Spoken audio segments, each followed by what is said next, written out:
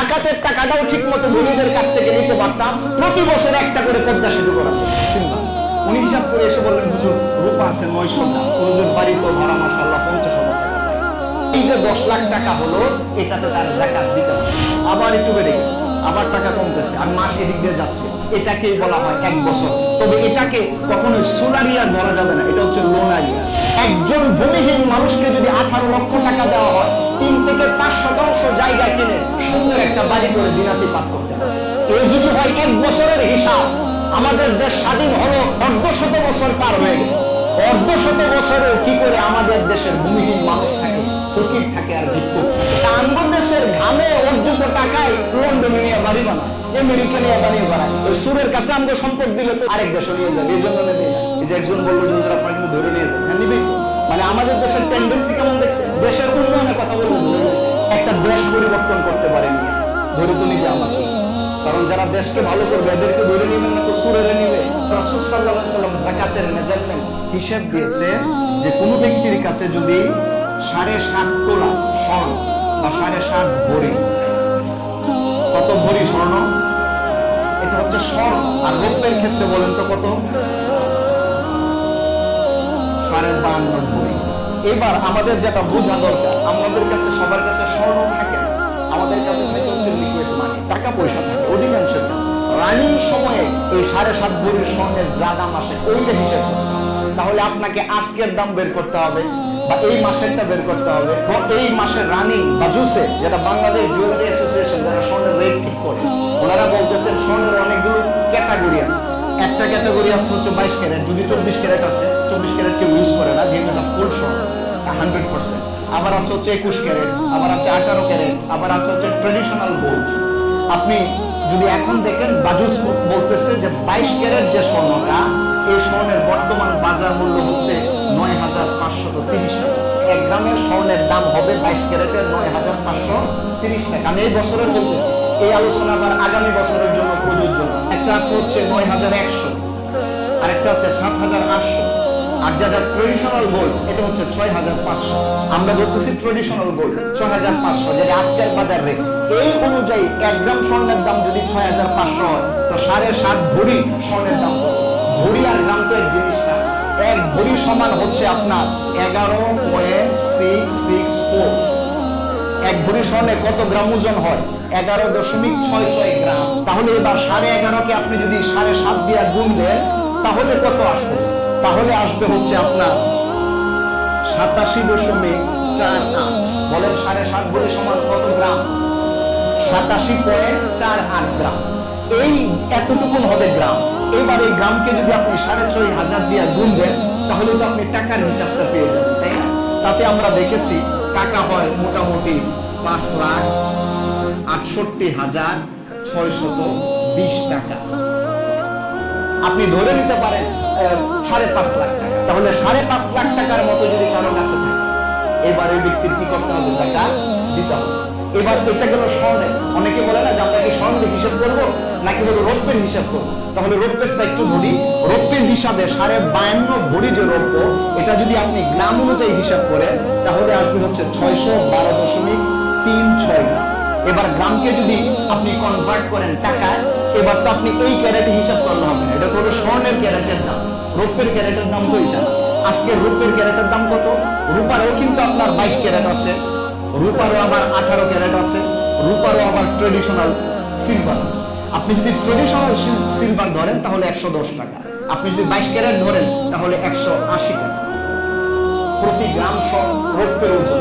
110 টাকাকে যদি 612.36 দিয়ে গুণ দেন, তাহলে কত টাকা আসবে?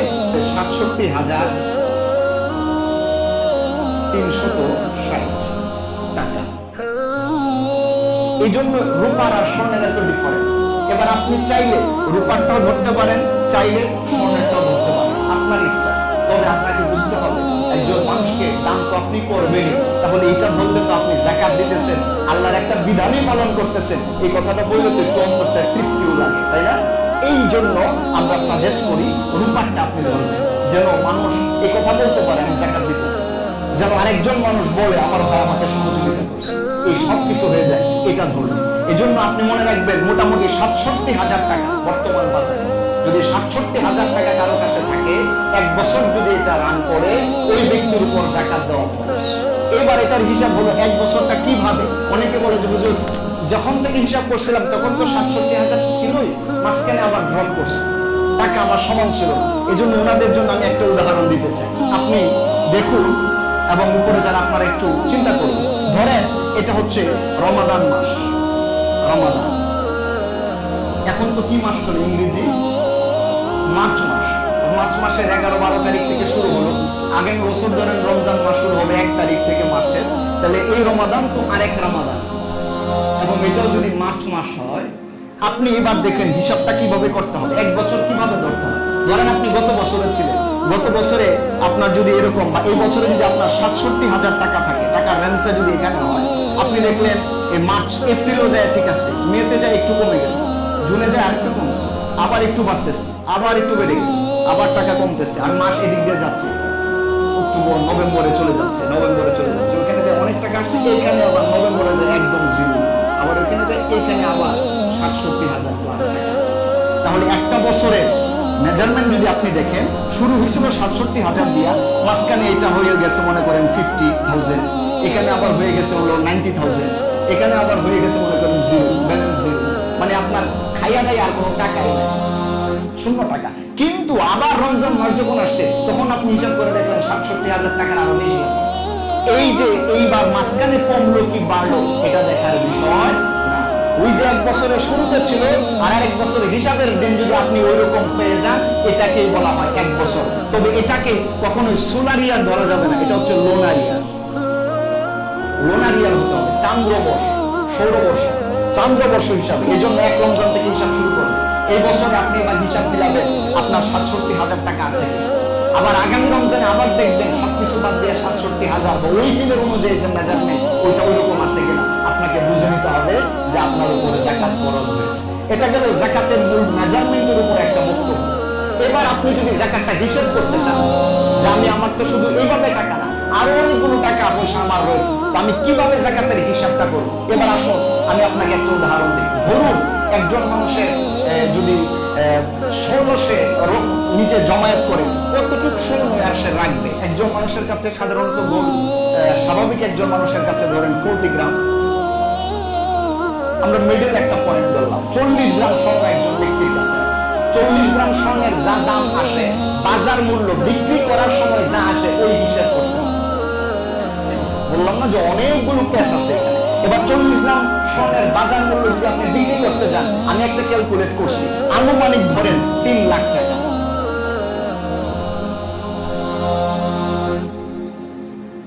কত লক্ষ টাকা বলেন তো?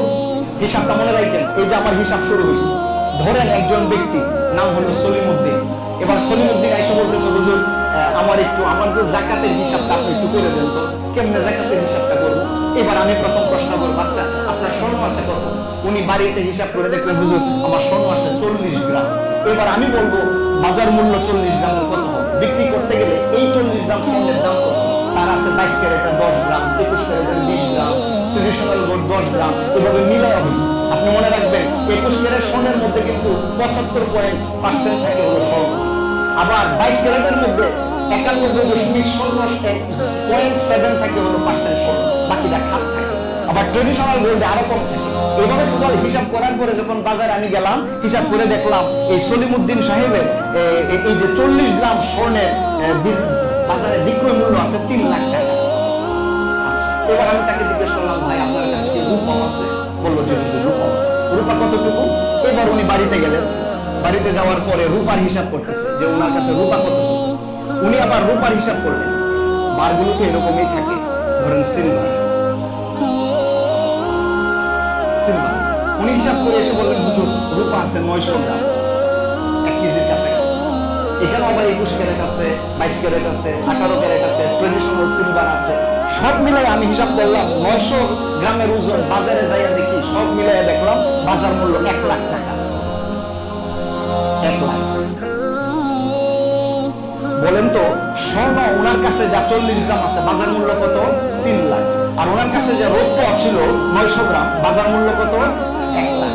আমি কিন্তু এটা উদাহরণ দিচ্ছি, আপনি হিসাবটা এভাবেই করবেন বাজারে, আপনার ঘরে যাই। আচ্ছা, এবার সলিমউদ্দিন সাহেবকে আমি আবার জিজ্ঞেস করলাম, ভাই আপনার কাছে কি পকেটে, ড্রয়ারে, হ্যাঁ, এরপরে হলো বিভিন্ন জায়গায় কিছু টাকা পয়সা আছে কারেন্ট ব্যালেন্স গুলো? জি হুজুর, আমার তো কিছু বাড়িতে টাকা পয়সা আছে। জিজ্ঞেস করলাম কত? উনি আবার বললো যে হুজুর আমার কাছে কারেন্ট যে মানিটা, যে টাকাটা আছে, এটা হলো 1 লাখ টাকা। একটা মানুষের কাছে 1 লাখ টাকা থাকা তো স্বাভাবিক, আমরা 1 লাখ টাকাই বলবো। তাহলে ওনার পকেটে আছে কত? 1 লাখ। রূপাই আছে আবার 1 লাখ টাকা, স্বর্ণ আছে আবার ওনার কত? 3 লাখ। হিসাব কি শেষ? আরো আইটেম থাকতে পারে না? আমি জিজ্ঞেস করলাম, ভাই আপনার বাড়ি গাড়ি আছে? বলছেন একটা বাড়ি আছে। ওনার কি আছে? একটা বাড়ি আছে। ঢাকা শহরে অনেকের ফ্ল্যাট থাকে, এক ফ্ল্যাটে আপনি থাকেন, আরেক ফ্ল্যাট দিয়ে ভাড়া দিয়ে রাখছেন।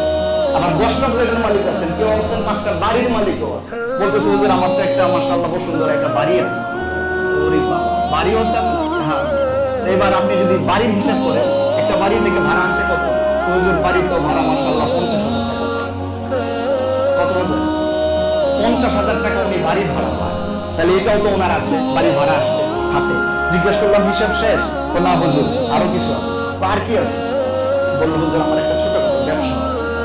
তো মানুষ ব্যবসা করতে পারে না? বিজনেস থেকে ওনার বিজনেসটা আমি হিসাব করলাম যে কাপড়ের কিছু হলো, এই হলো জাপানি টরে, ফ্রান্স মাইক্রো, এই ধরনের অনেকগুলো কাপড়ের ওনার বিক্রি করে। আমি দোকানটা হিসাব করে দেখলাম, মোটামুটি কাপড়ের দোকানে যা আছে তাও 1 লাখ টাকা। 1 লাখ টাকার মাল তার বাকিয়াতে আছে, বাজারে বিক্রয় মূল্য যেটা সেটা অনুযায়ী 1 লাখ টাকা আছে। বললাম কি হিসাব শেষ? তো না হুজুর আরো কিছু আছে। কত? অ্যাকাউন্ট আছে, ইসলামী ব্যাংকে একটা অ্যাকাউন্ট আছে, বা শাহজালাল ব্যাংকে একটা অ্যাকাউন্ট আছে। তো অ্যাকাউন্ট যদি থাকে, অ্যাকাউন্টে কত আছে? হুজুর অ্যাকাউন্টে তো মোটামুটি 3 লাখ টাকা আছে। কয় লাখ? 3 লাখ টাকা আছে অ্যাকাউন্ট। একটা মানুষের অ্যাকাউন্টে 3 লাখ টাকা বর্তমান সময়ে তো স্বাভাবিক থাকতেই পারে। আচ্ছা ঠিক আছে, হিসাব শেষ? না হুজুর আমি একজনের ধার দিয়েছিলাম 60,000 টাকা, এটাও বলছেন যে দিবে। কত হাজার টাকা? জীবনে চলাফেরা করতে গেলে কি ধার দেনা লাগে না? আমি আর কি সব বিষয়গুলো আনতেছি, আসলে সলিমউদ্দিন আমার কাছে এসে বলেও নাকি, মানে বলতেছি একটা মানুষের জীবনে যা যা হয় ঘটে আর একজন মানুষ তো ধার দেয় না? তো উনি বললেন হুজুর আমি একজনকে 60,000 টাকা ধার দিছিলাম। তো একজন ধার দিলে তো টাকাটা আসবে, আমি এটাকে এই তীর চিহ্ন দিয়ে অ্যাড করি যে ডাউনলোডের মতো 60,000 টাকা। 60,000 বললাম যে হিসাব নিকাশ শেষ? তো হুজুর এবার মোটামুটি শেষ, কিন্তু আমার আরেকটা বিষয় আছে। তো সেটা কি? সেটা হলো হুজুর আমি হঠাৎ করে ওই দিন বাজার থেকে আসতেছি, পকেটে টাকা নাই। আমার বন্ধুরে বললাম 10,000 টাকা ধার দেও তো, পরে কিছু বাজার সাথে করে বাড়িতে আনছি। হুজুর এই টাকার কি? একজন মানুষ জীবনে চলতে ফিরতে কি ঋণ লাগে না? আমি এখন বাড়িতে যাব, কথার কথা ভুলে পকেটে টাকা আনি না, আমি বলতে পারি না যে ভাই আপনি আমাকে 1,000 টাকা ধার দেন, বাসা পর্যন্ত যাইতে পারবো। আপনার সব ঠিকঠাক আছে, কিন্তু 10,000 টাকা ঋণ আছে, আমি 10,000 টাকা ধার দিচ্ছি। এইবার এই জিনিসটা এখান থেকে মাইনাস হবে। এই জিনিসটা এখান থেকে কি হবে? মাইনাস হবে। আপনি এবার 10,000 টাকা মাইনাস করেন এখান থেকে, 10,000 টাকা মাইনাস করেন। এইবার একটা টোটাল ক্যালকুলেট করেন তো দেখি, টোটাল এই ব্যক্তির কত হলো। এই হলো মোটামুটি তার হিসেব নিকেশ শেষ। যা কত হয়? 10 লাখ। আপনারা তো অঙ্কে অনেক ভালো পারবেন, বুঝে গেছে পারবেন। 10 লাখ দেখা যাইতেছে কিনা আমি জানি না। এই যে 10 লাখ টাকা একজন ব্যক্তির মোটামুটি কত লাখ টাকা হলো? 10 লাখ টাকা হয়েছে। এইটাকে বলা হয়, এইবার এই যে 10 লাখ টাকা হলো এটাতে তার যাকাত দিতে হবে। 10 লাখ টাকাতে এখন কি দিতে হবে? তাকে যাকাত দিতে হবে 10 লাখ টাকা। এইবার কত হলো? 10 লাখ টাকা থেকে আমি কয় টাকা যাকাত দিব? এবার বুঝছেন আপনারা? এটা একটু পরে দিব। তাহলে এই যে আপনি টোটাল এতক্ষণ আমি যা বললাম তা হলো কালেক্ট করতেছি যে কোন কোন জায়গা থেকে আমার টাকা দেওয়া দিতে হবে। কালেক্ট করার পরে সব এভারেজ হিসাব করার পর আমি দেখলাম আমার টাকা আছে, যাকাত দিতে হয় এমন টাকা আছে কয় লাখ। এবার আমি কয় টাকা দেব? নিয়ম হচ্ছে যত টাকা আসবে তার 40 ভাগের 1 ভাগ যাকাত দিতে হবে। আর এটা যদি অঙ্কের ভাষায় ম্যাথমেটিক্যালি সুন্দর করে বলি 2.5%, 2.5%। এটা কত হয়? 2.5%। আমি যেহেতু এটা নিচে দেখা যাচ্ছে না, আমি একটু পাশে এখানে লিখে দিই। হ্যাঁ, পাশে আপনি যদি এবার 2.5%, 2.5% হারে যাকাত দেন, এটা হচ্ছে 40 ভাগের 1 ভাগ। 2.5% হারে যাকাতটা এবার কিভাবে হিসাব করবেন? আপনি তো সব টাকায় কনভার্ট করছিলেন, স্বর্ণ যা ছিল তা কিন্তু টাকায় কনভার্ট করছেন। রৌপ্য যা ছিল টাকায় কনভার্ট করছেন, আপনার লিকুইড মানি যোগ করলেন, বাড়ি ভাড়া যোগ করলেন, ব্যাংক ব্যালেন্স যোগ করলেন, আপনার ব্যবসায়িক পণ্য যোগ করলেন, ধার দিছিলেন, ঋণ গ্রহণ করছিলেন, সব হিসাব নিকাশ করার পরে এই যে 10 লাখ টাকা আসলো, এবার আসুন আমরা এটা দেখাই। এই যে 10 লাখ, এই 10 লাখ টাকা কি করবেন? এটার নিয়ম হচ্ছে 10 লাখকে আগে আপনি 100 দিয়ে ভাগ দিবেন, ভাগ দেওয়ার পরে গুণ দিবেন হচ্ছে 2.5%। 10 লাখ টাকাকে প্রথম 100 দিয়ে ভাগ, তারপরে হচ্ছে গুণ দিবেন 2.5, যেটা জাকাতে অ্যাসেটটা চলে আসবে। আপনি হিসাব করে দেখেন, এবার আসবে হচ্ছে 25,000 টাকা। কত আসলো? হিসাব মিলছে আপনাদের মোবাইলের হিসাবটা? এই যে 25,000 টাকা, এইটা আপনাকে গরিব মিসকিন ফকিরকে দিয়ে দেবে। এইবার ক্লিয়ার বোঝা গেছে? বুঝেন না এমন কেউ আছে? যদি এরপরও আমি বুঝি না, তাহলে আপনাকে আলাদা প্রাইভেট পড়াবো, অসুবিধা নেই, প্রাইভেটের সুযোগ আছে, যাই বুঝাইবেন প্রাইভেট পড়ায়, অসুবিধা নেই। তবে প্রাইভেটের কোনো ফি লাগবে না, আগে বলে দিচ্ছি। তাহলে 10 লাখ টাকা কত টাকা জাকাত আসে? এবার আপনি কি চোখ বন্ধ করে আমিও 25,000 দেওয়া শুরু করবে?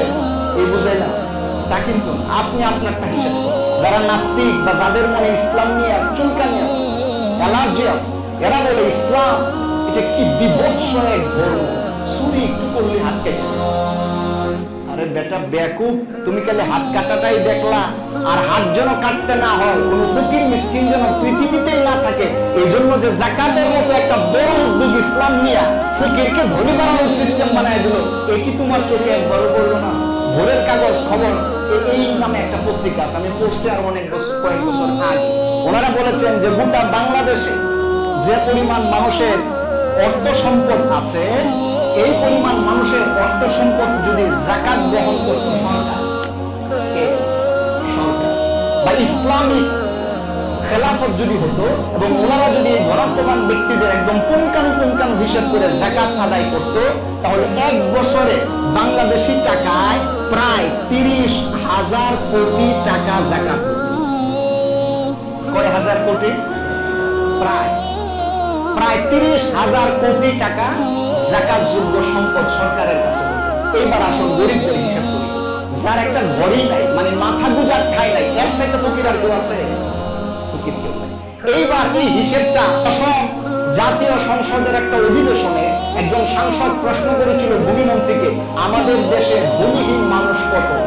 তৎকালীন 10ম জাতীয় সংসদের একজন সাংসদ এবং ভূমিমন্ত্রী, উনি বলেছিলেন আমাদের গোটা বাংলাদেশে প্রায় 17 লাখ মানুষ ভূমিহীন। কত লাখ? 17 লাখ মানুষের কোনো ভূমি নাই, মানে জায়গা জমি নাই। এবার আসুন আমরা উদ্যোগ নিলাম, এই ভূমিহীন মানুষকে ভূমি দেওয়া যায় কিভাবে। এবার সরকার সিদ্ধান্ত নিল, যাকাতের টাকা যা আসবে এ দিয়ে কিছু কিছু করে ভূমি কিনে দাও, তো দেখি কত মানুষকে ভূমি কিনে দেওয়া যায়। এইবার আপনি যে যাকাত যোগ্য সম্পদ 30,000 কোটি টাকা, এটাকে 17 লাখকে ভাগ দেন। আমরা হিসাব করে দেখেছি মোটামুটি 18 লক্ষ টাকা করে প্রতি মাথায় পড়ে। একজন ভূমিহীন মানুষকে যদি 18 লক্ষ টাকা দেওয়া হয়, 3 থেকে 5% জায়গা কিনে সুন্দর একটা বাড়ি করে দিনাতি পার করতে পারে। এই যদি হয় 1 বছরের হিসাব, আমাদের দেশ স্বাধীন হলো 1/2 বছর পার হয়ে গেছে।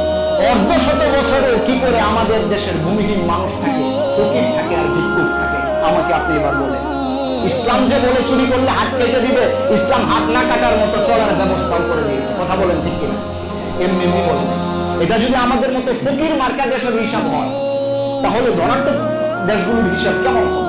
আপনি তো গেলেন এইভাবে, আমি তো হিসাব করে দেখছি, এক পদ্মা সেতু বানাইতেই যে পরিমাণ আমাদের ঘাম গেছে, আর যে পরিমাণ এটাকে ফলাও করতেছে সারা বিশ্বে, আমরা যদি যাকাতের টাকাটাও ঠিক মতো ধনীদের কাছ থেকে নিতে পারতাম, প্রতি বছর একটা করে পদ্মা সেতু করা যেত। দেশগুলো নিয়ে সরকার গঠিত, এরা আঙ্গ দেশের ঘামে অর্জিত টাকায় লন্ডনে নিয়ে বাড়ি বানায়, আমেরিকা নিয়ে বাড়ি বানায়। এই সুরের কাছে আমরা সম্পদ দিলে তো যাও আমি খাইতাম, এটা আমিও পারলাম না, আরেক দেশে নিয়ে যাবে, এই জন্য নিয়ে যাক। এই যে একজন বললো যে আপনারা কিন্তু ধরে নিয়ে যাবে, হ্যাঁ নিবি। মানে আমাদের দেশের টেন্ডেন্সি কেমন দেখছে, দেশের উন্নয়নের কথা বললে ধরে নিয়ে যাবে, হ্যাঁ জাতির উন্নয়নের কথা বললে ধরে নিয়ে যাবে। এটা আপনার দোষ না, জাতিটাই এমন হয়েছে। যারা ফরমালিন খাইতে খেতে অভ্যস্ত, এরা খাঁটি গরুর দুধ খাইলে তো পেটে বদ হজম হবেই। আমি কি খুব মানে ইলিগাল কথাগুলো বলতেছি আপনার কাছে, খুব খারাপ লাগতেছে আপনার? এটা একটা দেশ পরিবর্তন করতে পারে নিয়ে ধরে তো নিবে আমাকে। কারণ যারা দেশকে ভালো করবে এদেরকে ধরে নেবেন না তো সুরেরা নিবে। সুরেরা তো থাকে বড় বড় বিল্ডিং, এরা তো থেকে ভালো জায়গা, এসিতে ঘুমায়, এরা দেশপ্রেমিক। আর মূলত যারা দেশপ্রেমিক এরা তো হলো কারাগারে আছে। এত কষ্ট লাগে বা এত ভয় করে আল্লাহ আমার এই হিসাবটা আপনি নেন, আমাকে বা আমার সাথে আপনারা একটু যুক্ত হয়ে আসেন, এই দেশের এই কাজটা করি, এই কাজটা করি, আর দেশের টাকা বাহিরে পাচার হয়, খালি এই জায়গাটা একটু লক আপ করে দিই, যাই করো না করো, টাকা কিন্তু দেশের বাহিরে যাবে না। এবার আমার দেশে একজন ফকির আপনি খুঁজে পাবেন। আর যেগুলো সুর পাইবেন এগুলো জন্মগত সুর, এগুলোর হাত কাটাই দরকার। আমরা ওনাদেরকে ধন্যবাদ জানাই এবং বিনম্র শ্রদ্ধা জানাই এই সমস্ত ব্যক্তিবর্গরে যারা জিজের জাকাতের টাকা হিসাব করে এবং ইসলামের এই বিধানটা মেনে মানুষদেরকে সহযোগিতা করে।